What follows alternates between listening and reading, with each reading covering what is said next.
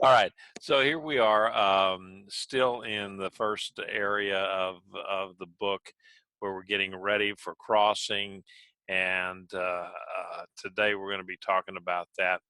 This is the big map of where all the various ethnic groups that were going to be kicked out of Canaan they occupied. So, are there any questions that we had from last week, from the lessons that we had last week? Okay. Let me. In fact, I'm gonna go ahead and mute everybody. If you have something to say, then just go ahead and jump in. And all right, let's go ahead with verse 1. Then Joshua rose up early in the morning, and he and all Bnei Israel set out from Shittim and came to the Jordan. They lodged there before crossing over. So there's a lot there. The Jordan River basin at that point is about 11 miles wide, at just opposite of Jericho. So Israel only had to travel somewhere 5 or 6 miles or so to get from where they were camped up in the higher area of this valley, to get down to the bank of the Jordan. And I'll mention it several times here that the Jordan, I mean, here they were right in this area here, and then you've got Gilgal, and then right by Gilgal is Jericho. And Israel would have been in this area over here, and then they just crossed over. And in fact, this map here I think it's a little bit wonky, because to me Jericho is say right here where my cursor is, and Gilgal, and we really don't know. Gilgal is kind of open to interpretation where it is. So anyhow, and you'll note right here, there's a place called Adam, and that's going to be important later on in the lesson. So anyway, these guys, they went right down to the bank of the river, and it was at flood stage. And so I can imagine, the spies had gone across, that somehow had gotten across, so maybe they'd swim across or whatever. But they got across, and then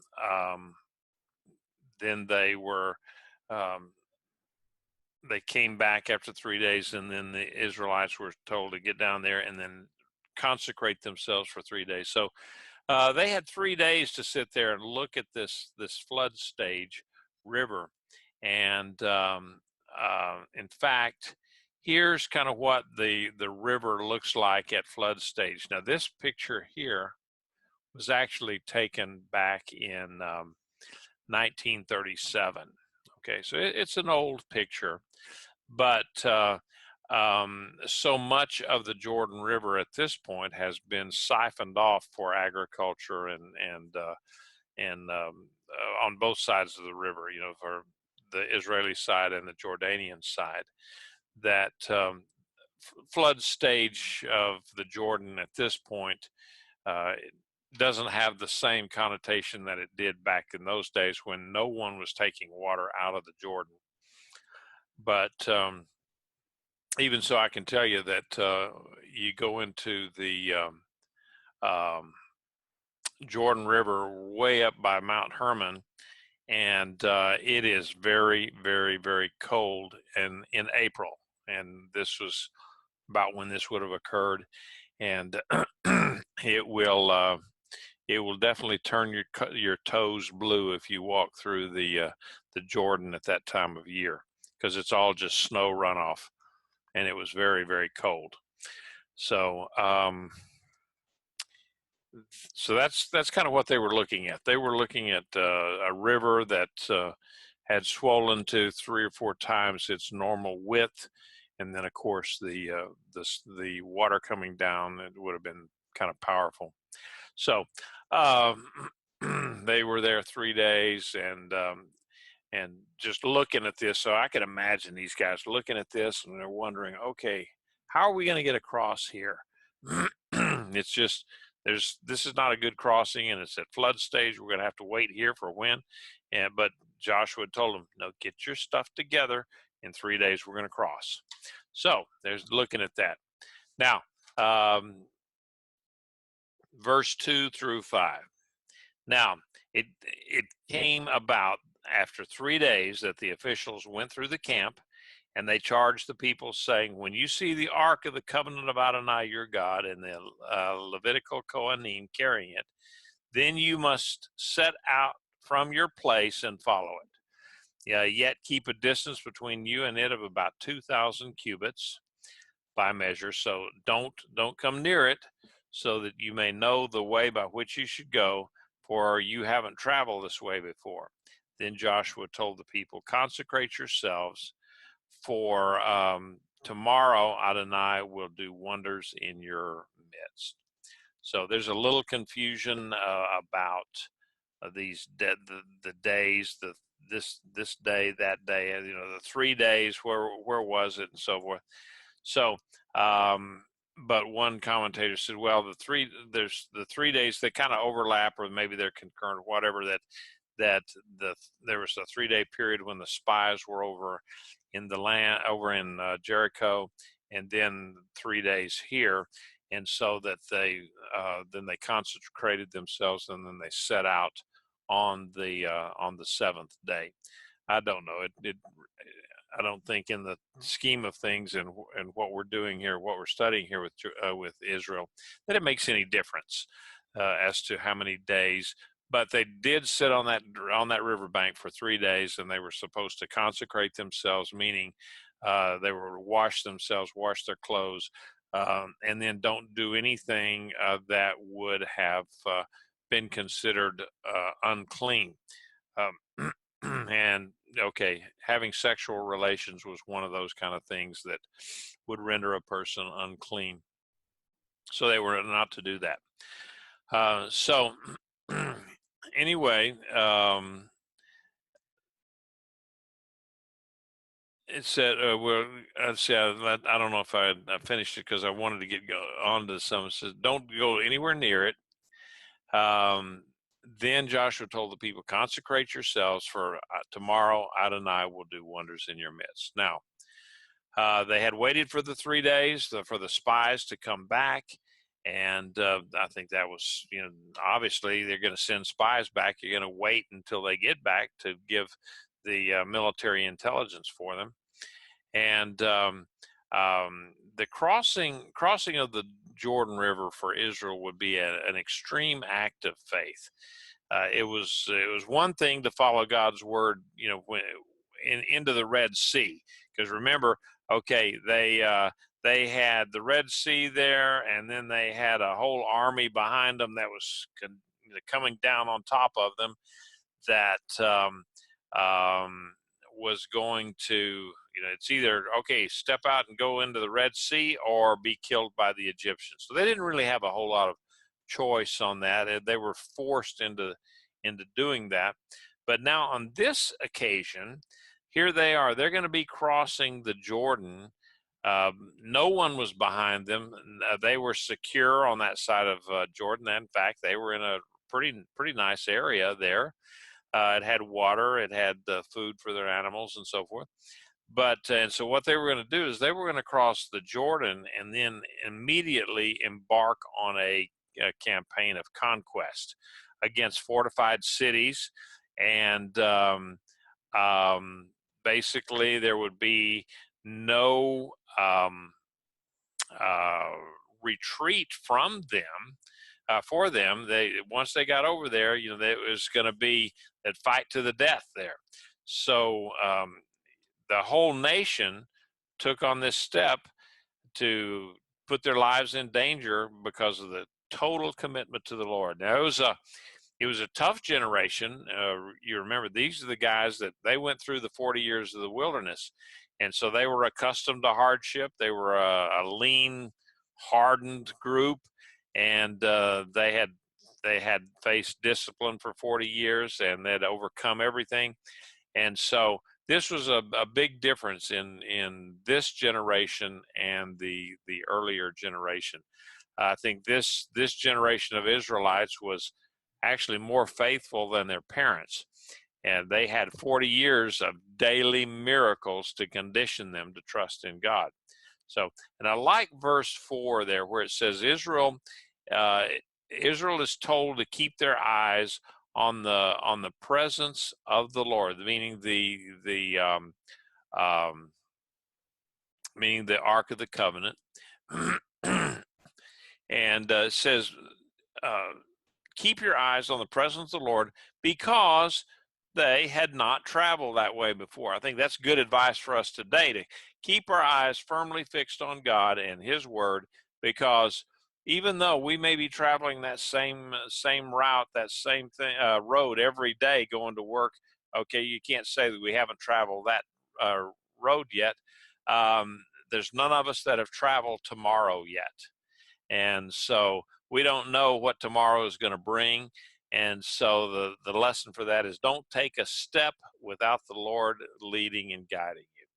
So note also that the Levitical priests carried the ark rather than the Kohathites. All right, I don't know if you remember or not, but the tribe of Levi was divided up into 4 sections, Levites being one, Gershon being another, Merari it was one, and then the Kohathites. They were 4, and all 4 groups within the Levites had specific jobs that they did. Some of the Levites were they were the ones that tore down the tabernacle anytime they anytime they moved, they'd take down the tabernacle and then re-erect it when they got to the new place. There's another group that all they did was to they were the teamsters. They're the ones that carried everything on oxen and carts and so forth. So they were the guys in charge of the just getting all of the tabernacle stuff where it's supposed to go.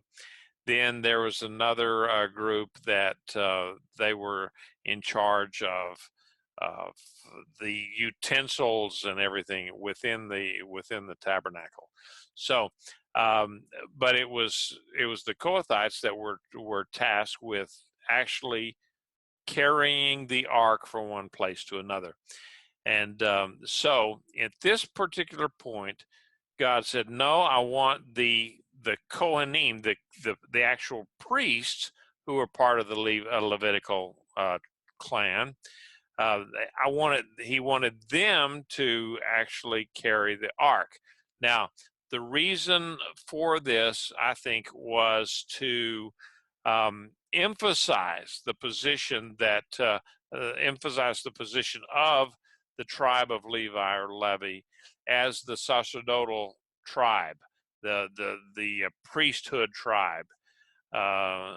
Sacerdotal is a term just meaning the priest. In fact, in Spanish, that a priest, the word is sacerdote. If I remember my Spanish right, is that correct, Dominique? Or Estella? Yeah, Estrella's saying yes. It is in Portuguese anyway. All right. So good. I do remember something from my days of living in Central and South America and Brazil. All right. So there are a number of special occasions that the priests were replaced with the Kohathites as the bearers of the ark. Now, that the great Bible commentarian Adam Clark listed these, and he said number one was when they marched around Jericho, was one. And then when they took the ark to war against the Philistines in 2 Samuel 15, and then when David sent it back, it was captured, And then David sent it back to Jerusalem. He had the priest carry it back. And then the other time was when it was taken out of the tabernacle at Shiloh and then brought to the temple, the Solomon's temple. Then that's when they used the priest to carry it rather than the Kohathites. So that was just one of those things that I didn't realize that until I got to looking at this very closely. All right, just wanted to make a note there that the ark here is a symbol of the presence of God. Okay, it's not a talisman or a good luck charm. It's not something like the divine rabbit's foot that they would have to have that to go into battle, because if they had that, then God was with them and so forth. That's not what the ark was to do. It was a visual thing that people could look at and say, okay, that represents the presence of God with us. So the other thing in this section of scripture here is the people's self-consecration. They were supposed to consecrate themselves, and that that consists of turning their hearts to God and getting their attitudes and their actions right before Him. And that's one of the things. Before you go into battle, you got to have your attitude right. You have to have an attitude adjustment. So God had told him, says, look, you're going to see lots of wonders and miracles and things, so just get ready for it. And I would imagine these people were ready for that. Here they had waited 40 years, and some of these people were, the oldest of them would have been about 60 years old. And so here they had spent 2/3 of their life wandering around in the desert. And so now they're having the opportunity to go into the promised land. And so I think they were ready for it. They were really ready for it.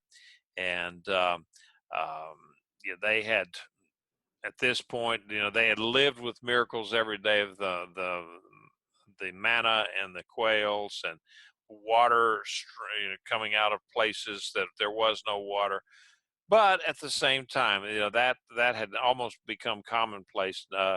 And some of these people had actually crossed the Red Sea, because they would have been under the age of 20. So some of these people actually did see these things, and they could tell the younger ones about the plagues in Egypt and and the Red Sea crossing and the events at Sinai. And so here they've been telling all of the youngsters about this, and so now everybody's ready to go. And they said that the distance between the ark and the people is about 1,000 yards. And it was so that the people could see ahead to it, see where it was, and follow it. But at the same time, the idea of holiness, that it was separated from the people, because what is kadosh? It's separation, and God wanted it far enough away from the people that it would not have been profaned or anything. So you remember what happened when the fellow reached over and grabbed the ark when it was on the ox cart, which it should never have been, and he was struck dead because he did that. All right, so going on in verses 6 and 7. So Joshua spoke to the Kohanim, and saying, take up the ark of the covenant, cross over ahead of the people. So they took up the ark of the covenant and went ahead of the people. Now, Adonai said to Joshua, this day I will begin to exalt you. He's talking to Joshua. This day I will begin to exalt you in the eyes of all Israel, so that they may know that just as I was with Moses, so I will be with you. Boy, that's a good, that's some good words there that the Lord is telling to Joshua. So Joshua's command here, he had been commissioned earlier, but now he's more and more taking command of the situation. And so he tells the priests to take up the ark and cross over ahead of the people. Now, these guys, they're looking they're looking at the Jordan River at flood stage. You saw the pictures of what it looks like at flood stage. And so you can just imagine them looking at there and saying, we're going to cross over. And, maybe some of these priests that were carrying the ark, they may have been 60 years old. They may have remembered crossing the Red Sea. And they're just thinking about that and thinking, yeah, I know it can be done, but that was a lot of years ago. And so, it's just, you got to think that could be in what's going on in their minds. So this verse here that we read, verse 7, it actually revealed one of the purposes of this great miracle, and that is of elevating Joshua in the minds of all Israel. Now, this was not the most important purpose, but it was certainly one of the things that happened and the reason for it. Now, in the kind of war that Israel was just about to wage, their confidence in their leader was of utmost importance. In fact, I don't know of any war, if you're going to go into battle, that you have to have confidence in your leader if you're going to be successful. Because if the leader has no confidence, the people don't have any confidence in their leader, then they're not going to follow him unquestioningly, and so it's going to be tough to win a battle that way. Now, so there's still some suspense. It's gone through this whole narrative, and the priest, they were supposed to take the ark and walk off into the edge of the Jordan, and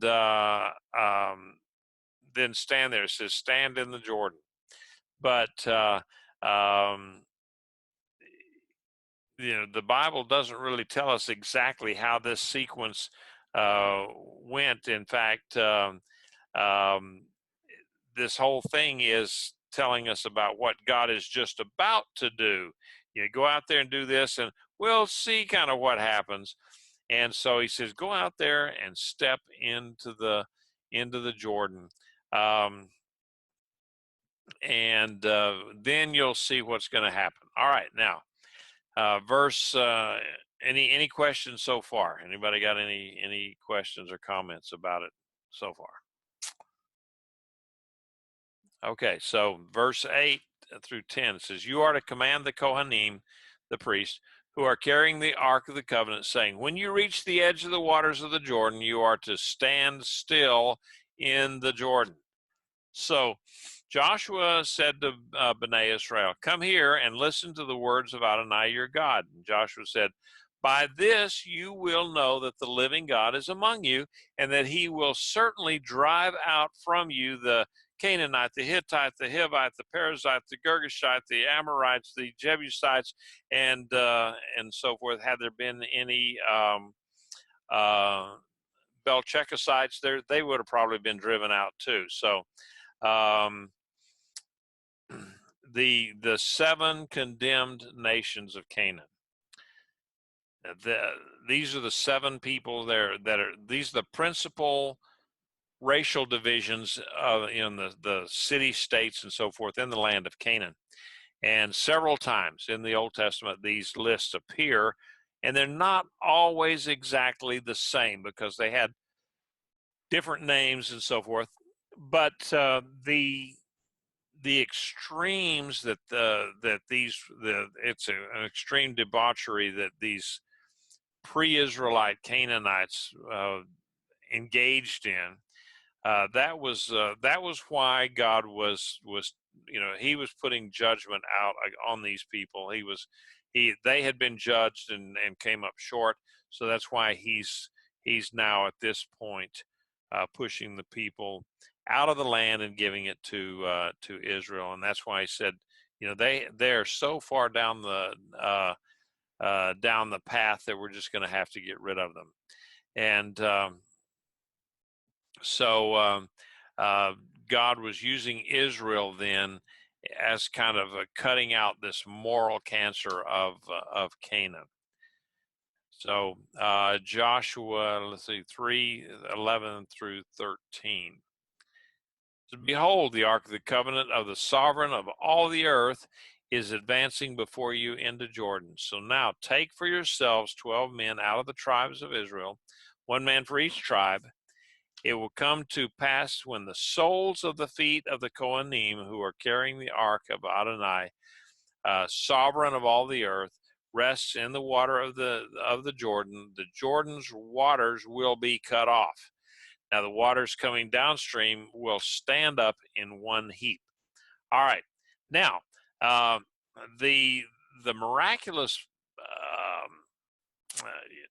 parting of the Jordan, it was only the beginning of a whole bunch of miracles that was going to be demonstrated to the Israelites, that their God was indeed among them, and that he was the God, and there was no other. You remember the song that Moses sang, Mika Mocha, who is like you, O God, among the gods? And God was still going to be acting on their behalf. He was going to be working through Joshua rather than Moses, and give them all these miraculous victories. Like in verse 7, said that I will begin to exalt you in the sight of all Israel. And so you remember that Joshua is our forerunner, a type or a shadow of the Messiah. And so here he's being lifted up. Joshua's being lifted up, and just like Yeshua had been lifted up, would be lifted up some 1,500 years later. So now this event here, crossing of the Jordan, looks a lot like the crossing of the Red Sea in Exodus 14. But in contrast, Moses used a staff. He had a staff there, and he split the Red Sea that way. And Joshua didn't have a staff. He divided the waters with the Ark of the Covenant. Now, so the Ark at this point is that symbol of God's presence, and so that's when they marched out there. Now, pushing back the waters of the Jordan, that was kind of a sign to the Israelites that God was going to push back all of the Canaanites. And he says, by this shall you know that you will be, I will assuredly dispossess from before you. So it's another translation of that, but you're going to know, we're going to get rid of these guys. Now, it's true that the word of God, without any actions, you're not going to get much done. So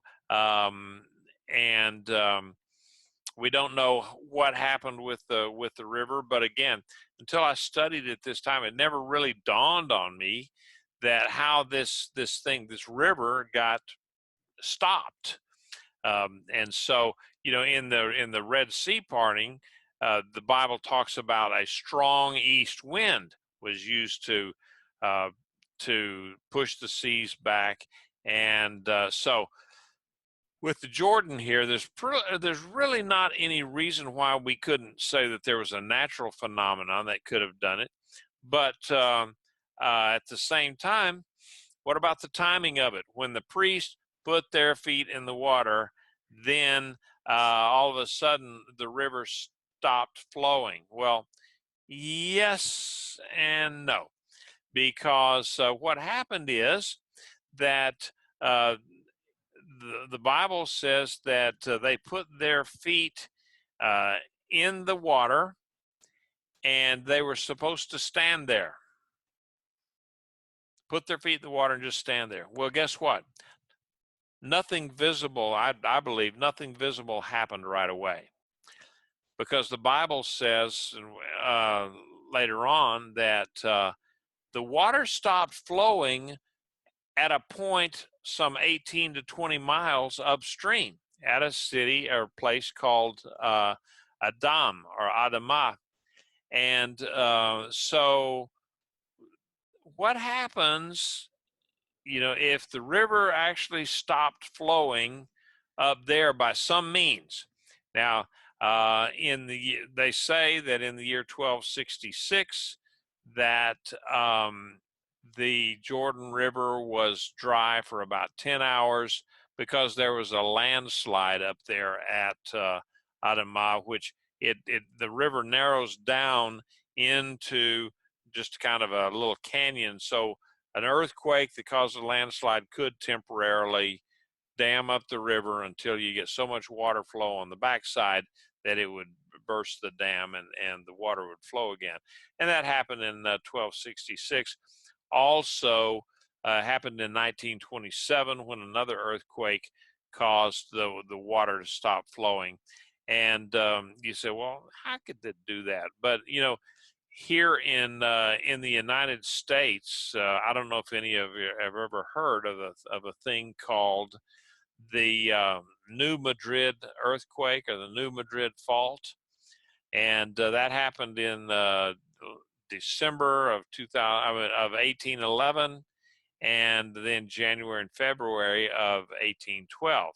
There were three shocks of earthquakes, and that actually shifted the earth around and stuff, made the Mississippi River run backwards upstream for 27 hours. How that happened, I don't know, but it did. I mean, it's well documented. People were there; they watched it. These earthquakes were so powerful that the Liberty Bell in Philadelphia rang. That's what that's the story that they tell. So that was pretty heavy shocks. The river Mississippi ran upstream for 27 hours, and it made a new lake because of this earthquake called Reelfoot Lake, and so it can happen. Now the Jordan River, it moves through at Adam. It moves through an area of high cliffs. They're about 150 feet high on each side, and so historically it's possible, and it did happen, that a sudden landfill caused by an earthquake could stop the river. But at the same time, who's to say that if it did happen that way here or not? It doesn't really matter. The timing is what it would be very interesting to me, that when they started putting their feet in the water, then that's when you had the water began to stop. It did stop up there up north, but then they would not have seen it until the waters went on through. So just wanted to bring that out, that sometimes God uses natural phenomenon to accomplish things, and then sometimes he just does big miracles, that and in fact that's what I would submit to you, that okay, it was a miracle. Now, if it was an earthquake, still a miracle, because it didn't happen until the priests put their feet in the water. So anyway, and it happened for a long enough period of time that all of Israel was able to get across the river. And they could have really done that had they crossed in an area of, say, 5 miles. I mean, it was just a mile wide. If you got 1 million people going a mile across the river, you can get them across pretty quickly, when the river was, even at flood stage, was only 300 feet wide. But the amazing part about it was, though, that it was dry ground. That's a miracle right there. It was dry ground. It wasn't soft muckety muck that you go across the river. And because I've been there in the Jordan in a couple of places where you go down there and look at it, and you step out in it, and you go right into the muck and the mud down to where you get into a rock, and then you pull up, and then your tennis shoes look like heck. All right, so and these guys, their sandals were on dry ground. So, but one of the things that they had to do, the priests, they had to get their feet wet. So they go in the river and stand there, and you do have to make that first step of faith. And I found some pictures of it. I don't know if you guys remember the movie Indiana Jones and the oh my goodness, the one where Sean Connery is his father, and he's it's the fourth one. Yeah, and so he's going to get the Holy Grail, or the Golden Chalice, or whatever it's called, and he has to go. And there's this two cliffs, and he's got to cross over. And if you look down there, crossing out of this one hole on one cliff, and he looks down, and he can see China from there down on the bottom. And so his father is dying, and the only way he can save him is to go get this drink from the Holy Grail. And so what does Indiana Jones do? But he just has to kind of close his eyes and step off of the cliff, and because the prophecy said that if you will take the step, you will be saved. And so he does that, and all of a sudden, boop, there's this rock bridge that goes all the way across to the other side. Would not have done me a bit of good at all to have that rock bridge there, because I would have looked down at 127,000 feet down below me, and I would have lost it right then. And either that, or I would have had to go across on that thing on all fours and clutching to it. But you had to take that first step. And if I was more technically savvy, I would have been able to somehow record that, put it in our lesson for tonight without all the silly commercials. But alas, I am technically challenged. So here in Richard? Indiana Jones and the Last Crusade. Indiana Jones and the Last Crusade, yes. I couldn't think of anything but Indiana Jones in the fourth movie. So there you go. All right, the research department has come forth, and all you guys with your phones, great. Okay, Estrella, you got a hand up. What you got? Yes, I had a question about the whole. You talked about the bad nations that God destroyed all of them. I was wondering, you said something in the sermon yesterday, the teaching, that God actually offered his law to some of the nations and they did not want it. Okay, I said that that was Midrash. That was a Midrashic story. Okay. Oh, okay. Okay. There's no biblical evidence of that. That was strictly Midrash. Okay. That you get from Talmud.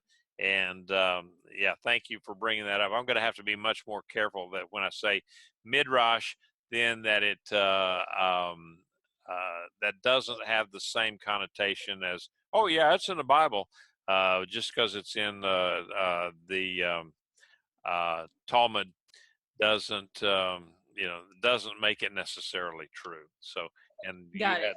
Okay. Hang on.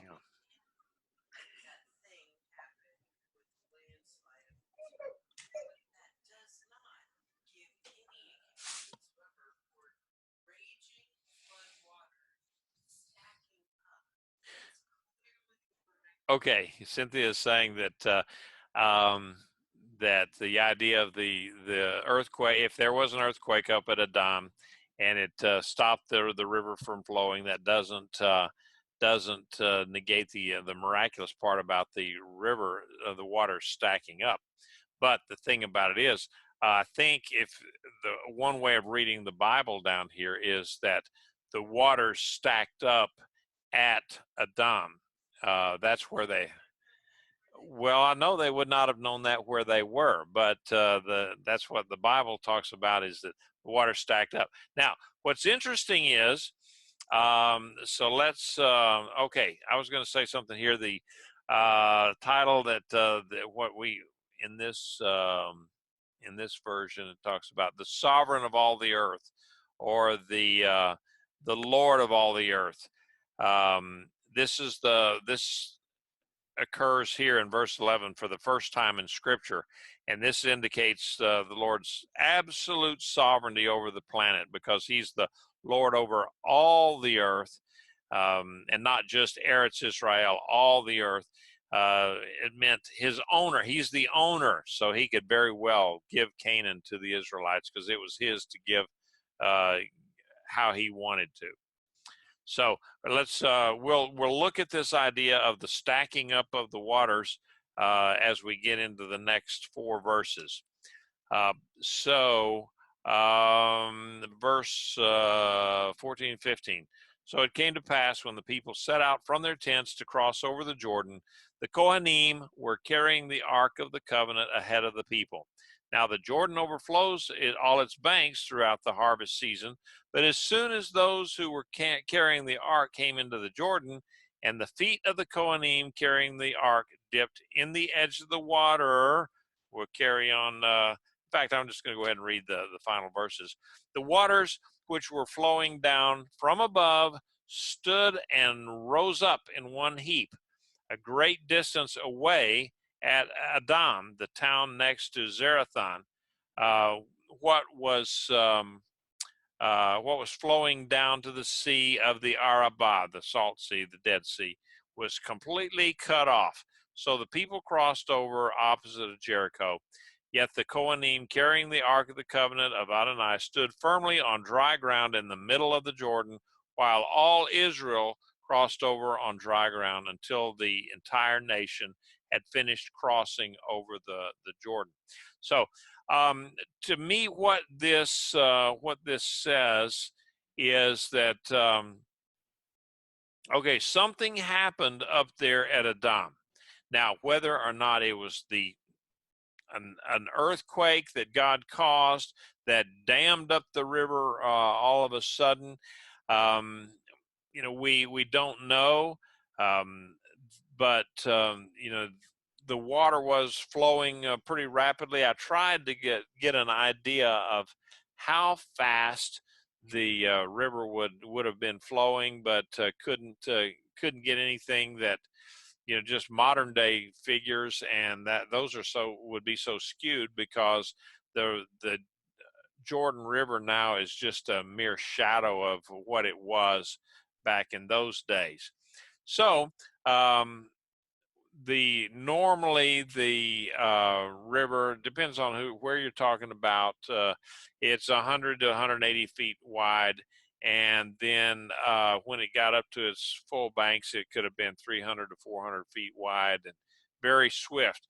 I saw quite a few pictures of the river at flood stage, further upriver, because it was still looks very nice and clean. By the time you get it down toward where Jericho was, it would have been very silty and muddy at that point. So this was a pretty much of a raging river at this point. So the idea that the priest stepped into the water. Now, the question that I had was that okay, here's a picture of the priest carrying the ark. I want you to also notice that they've got this blue covering over the Ark of the Covenant. So whenever you see pictures of the Ark of the Covenant being carried by the priests or the Levites, without it being covered, okay, that's an error, because God said that whenever you take the Ark of the Covenant out of the Holy of Holies to travel, it always had to have this blue covering over it. So it would not have been just the golden Ark of the Covenant out there shining in the sunshine. Nope, it would always have been covered with this blue covering. That's just one of those did you know kind of things. What's that game that you play about Trivial Pursuit? Yeah, something like that. So anyway, this town of Adam, it's about 18 to 20 miles north of Jericho. We don't know exactly where it's at, but it's called, I think now today they're thinking that the town of Adam is the ruins that they call Tel Ed Damaya. And so it's in an area that does have some of these earthquakes, and in fact, like I said, in 1267, 1837, 1927, they had these earthquakes that dammed up the river for a while, and then it kept flowing. And that could have happened as God could have made an earthquake or landslide or something and cut off the waters of the Jordan as it flowed south. And, you know, the other possibility was, gee whiz, it could have been entirely a supernatural event that I don't know why Bible commentators have such a hard time with saying, oh my, this was a miracle, a bona fide miracle, rather than, you know, they always have to come up with some kind of a natural phenomenon that would explain away the miraculous nature of God. And to me, they with that kind of thought in mind, they have no business calling themselves a Bible commentator. You know, call yourself a CNN reporter, and you'd be more accurate. So, but anyway, 2 million Israelites could have crossed the river in a half a day if their crossing was, you know, a mile or more wide. And so, you know, the river was only at that point, even at flood stage, only 300 feet wide. So they could have made it that mad dash. It wasn't going to be like the Red Sea where they had to travel all night long to get across the Red Sea. Now, since the Jordan River had dried up some 18 to 20 miles upstream from where the priests crossed, you know, there would have been plenty of dry riverbed for the 2 million Israelites to cross. But, you know, and that in itself is a miracle. Here's a map of where Adam may be. I had a hard time trying to track it down because there's also an Adam Jordan that's over here someplace. But that's where it said that the water stopped flowing up at Adam. Now, and here Israel crossed down here at Abel Shittim. But that's 18 to 20 miles away. So how long did it take, get this, when the priest stepped into the water and they're standing there? And the Bible says for them to just go there, step in the water, and stand there. And so they're standing there, and if the water was flowing, I think an assumption, or maybe I'm making an assumption that how fast would the water have been going? Okay, 5 miles an hour is not that fast for a river at flood stage. Okay, so 5 miles an hour is a good swift walk, a forced march. And so maybe a little faster than that. But anyway, if that was 20 miles up the river at 5 miles an hour flow rate, then that would have been at least 4 hours from the time that the water stopped flowing until it got down to where there was no water flowing at the crossing there where the Israelites were. So, and the idea of it that the ground was absolutely dry. God said that the Bible says that they went across on a dry riverbed. But what was strange for me is that the priest stood out there and they just stayed in the water. Now, did they, as the water's going to start coming down almost immediately, did they move further out into the riverbed while they're still, you know, their feet are wet? We don't know. The Bible doesn't talk about that, but it does say that they went out into the middle of the river and that all of Israel crossed over at that point. But my point here is saying that the priest had some faith here, because they're stepping out into that river and look around, and guess what? Nothing is happening. They just, the water's still going by, because when it stopped 18, 20 miles up the river, they still got a whole ton of floodwaters to go down. It's like if you got a leaky sink, and you think that you got all the water out of the sink, you somehow get all the water out of the sink and it's going down. Well, guess what? When you undo the pipes underneath there, you still got a lot of water that's going to come through just on the pipes as it flows down. So that's kind of what they got here. And there's just a thought then that the priest still had to have a lot of faith to just stand there and wait, and a minimum of 4 hours, and maybe only a couple of hours. I know that when I've been on the Rio Frio out in the hill country, where they would get a massive storm up north of where we would stay down at Neal's, if you guys have ever been out there.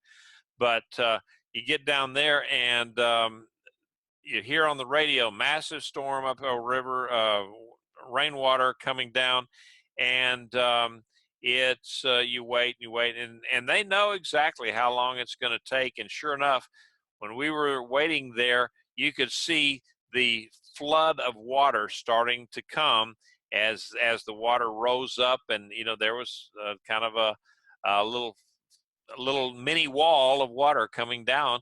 And so I would imagine that possibly there could have been something less spectacular than that when the water stopped and went flushing right on by, and then the Israelites went across. But they did make their crossing, and then next week we're going to talk about what they did once they got on the other side of the crossing, and what some of the significance there is. But the old hymns that talks about when I crossed Jordan's river, and they're thinking about, well, okay, I don't know how the world they ever got the idea of crossing the Jordan River meant going to your grave and dying, because these guys here were crossing the Jordan River, and they were going to battle, and they were going into life. They had lots of years. They had 7 years of battle ahead of them when they crossed the Jordan River. So I always get a kick out of some of these old gospel songs that somewhere along the line, where did they come up with that theology? But it's just kind of fun to think about sometimes. All right, are there any questions or comments? Did I finish all my stuff here?